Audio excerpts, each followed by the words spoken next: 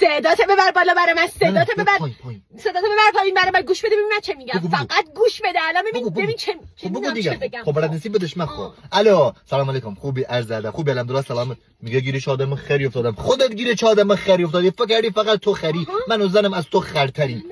بده ببینم دهنت به من. تو میخوای برینی به ما خودمان اولا سرتاپا گوییم، دوما خیلی بزرگتر از تو اومدن ریدن به ما، سرتاپامون قوی کردن، هیچ غلطی هم نتونستیم بکنیم. چرا کردیم؟ غلط کردیم. خیلی غلط نتونستیم بکنیم. بده من. ببین داداش وقتی با ما حرف میزنی خفه شو. دهنت ببند، اجازه بده من وارد گوه بخورم. اجازه بده خب گوه شما بخورم. خب چیزی بهش بگو.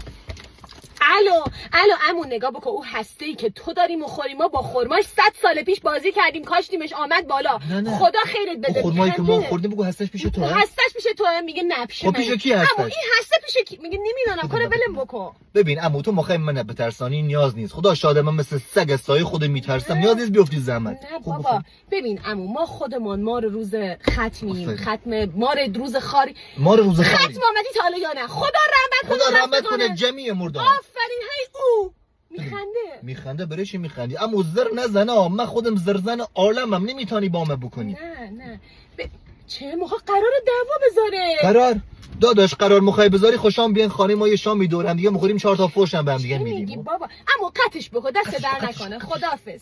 فارود